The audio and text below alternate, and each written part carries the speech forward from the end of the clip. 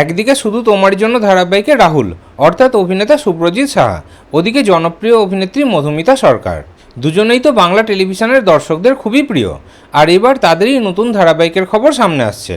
বেশ কয়েকদিন হয়ে গেল শুধু তোমার জন্য ধারাবাহিকটি ছেড়ে দিয়েছেন অভিনেতা শুভ্রজিৎ সাহা, কারণ তার পায়ে চোট লাগার কারণে অভিনেতাকে এমন সিদ্ধান্ত নিতে হয়েছিল। ওদিকে অভিনেত্রী মধুমিতা সরকারকে আমরা শেষ দেখতে পেয়েছিলাম ভোলে পাওয়া পারকারেগা ধারাবাহিকে, তবে ওই ধারাবাহিকটিও তিনি মাঝপথে ছেড়ে দিয়েছিলেন। তবে এবার তাদের নতুন ধারাবাহিকের খবর সামনে আসছে। খবর পাওয়া যাচ্ছে যে এসবিএফ প্রোডাকশনের একটি নতুন ধারাবাহিক আসছে, আর সেই নতুন ধারাবাহিকে প্রধান নায়ক নায়িকার ভূমিকাতে অভিনয় করবেন শুভ্রজিৎ সাহা এবং মধুমিতা সরকার। আর ধারাবাহিকে সেকেন্ড নায়িকার ভূমিকাতে দেখা যাবে অভিনেত্রী লেখা চ্যাটার্জিকে, যাকে আপনারা এর আগে রোশনাই ধারাবাহিকে অভিনয় করতে দেখতে পেয়েছেন।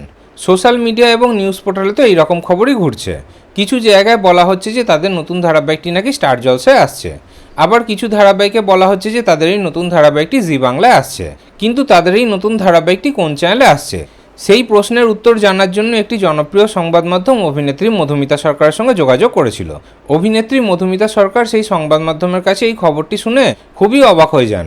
তিনি পরিষ্কার জানিয়ে দেন যে এই খবরটা কিন্তু ভুল খবর, তাদের কোনো নতুন ধারাবাহিক এখন আসছে না। অভিনেত্রী মধুমিতা সরকার পরিষ্কার জানিয়ে দেন যে তিনি এখনই কোনো নতুন ধারাবাহিকে ফিরছেন না। তাহলে শুভ্রজিৎ সাহা, মধুমিতা সরকার এবং লেখা চ্যাটার্জি যে নতুন ধারাবাহিকে ফেরার খবরটা ঘুরছে, সেটা কিন্তু পুরোপুরি একটা ভুল খবর। তাদের কোনো নতুন ধারাবাহিক আসছে না। কিন্তু আগামী দিনে যদি তাদের এরকম নতুন ধারাবাহিক আসে তাহলে কি আপনারা খুশি হবেন? এই বিষয়ে আপনাদের কি মতামত কমেন্টে অবশ্যই জানাবেন।